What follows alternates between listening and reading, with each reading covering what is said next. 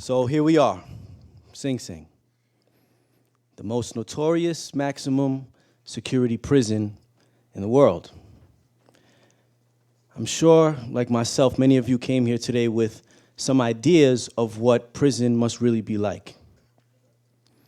And I'm sure, like myself, you learned that prison is full of people sharing knowledge and wisdom, something that is surprising to many due to, the images that we have out there of what prison is.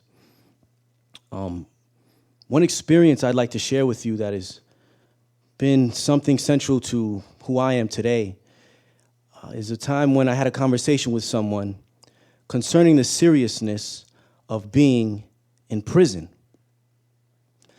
During this conversation, this person, I believe we were having lunch, we were sitting at a table, they were sitting directly across from me, and they looked me in the eye and said to me, "Don't ever let prison be an excuse for you. Don't ever let prison be an excuse for you." When I heard these words, I was immediately stricken by them. I immediately felt a sense of knowing. Something had just occurred to me, something profound, and my life was going to be different from this day forward.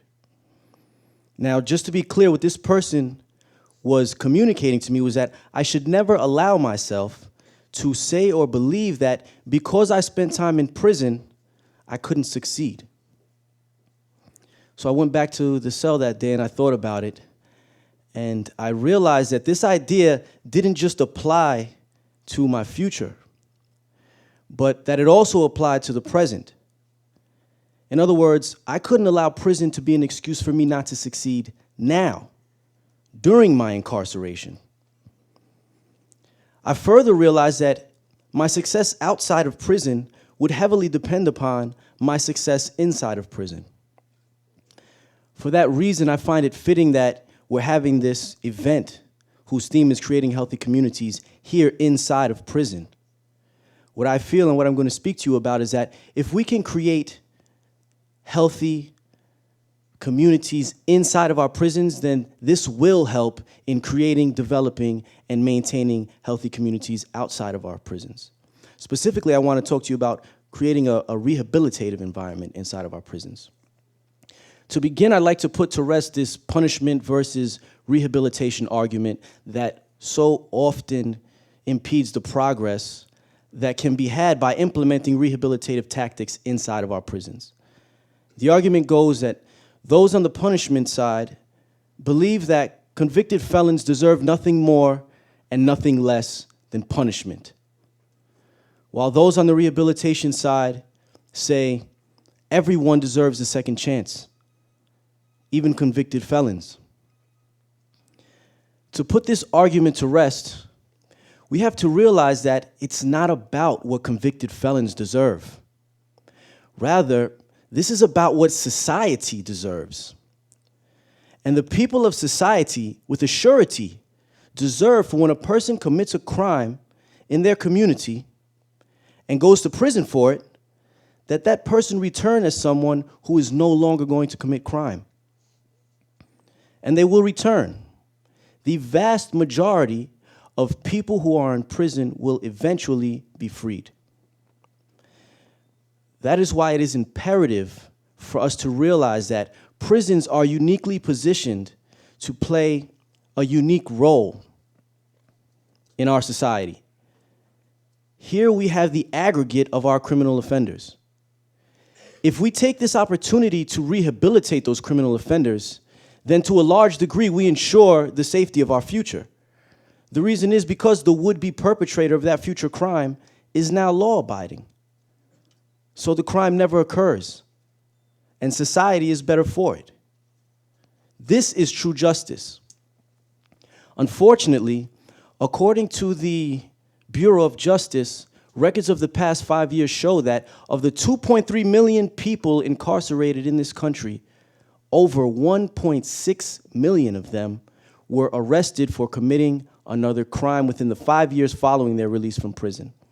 So they committed a crime, went to prison, came home from prison, and committed another crime. That is over 1.6 million crimes committed that we could have prevented.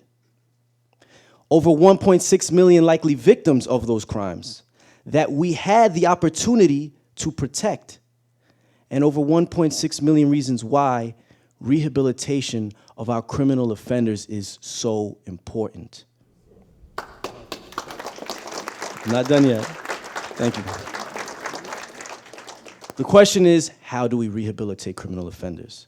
We've seen many examples today of just how to do that. But I want to pinpoint education. Education is a proven method of rehabilitation. According to the Graduate Center for the City University of New York, people who acquire an associate's degree during their incarceration have a recidivism rate of only 13%. Those who acquire a bachelor's degree have a recidivism rate of only 5%. That's a 95% success rate. While those who acquire a master's degree have a recidivism rate of only 1%. If we compare these numbers to the national average of over 70% recidivism, then we can clearly see that rehabilitation through education works. Now, it may not work for every single person, but it will greatly enhance public safety and quality of life by decreasing crime and its effects. Now, an interesting fact that you may not be aware of, or that I'm sure, a matter of fact, that all of you are aware of now, is that Sing Sing is home to this transformation through education. All right. In fact, Sing Sing is the only prison in the state of New York that allows for a person who is incarcerated to go from ABE to a master's degree. ABE being adult basic education, which is about a 5th, 6th grade curriculum. Once a person acquires their high school equivalency, Hudson Link Mercy College provides the students in Sing Sing with a pre-college program to prepare them for enrollment into Mercy College.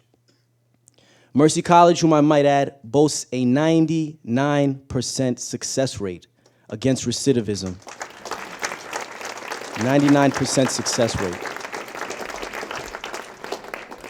They offer us the opportunity to earn an associate's degree and a bachelor's degree in behavioral science, while the New York Theological Seminary offers a master's degree in professional studies. So a person can come here with no formal education and leave with a degree. But more importantly, we can return to our communities as productive, rehabilitated members. You guys are our future friends and neighbors. I want us all to realize that the day will come when our opportunities to change things will have passed. Life will continue on without us. But today, the world belongs to us. Today, it's in our hands. Let's leave something of some benefit to the generations that follow us. Let's look society directly in the eye and say to them, our families and neighborhoods are unnecessarily exposed to crimes committed by repeat offenders. Rehabilitation of our criminal offenders is the right of the people of this society. And true justice, justice for all, cannot be had until we have this. And we must have it. Thank you, guys.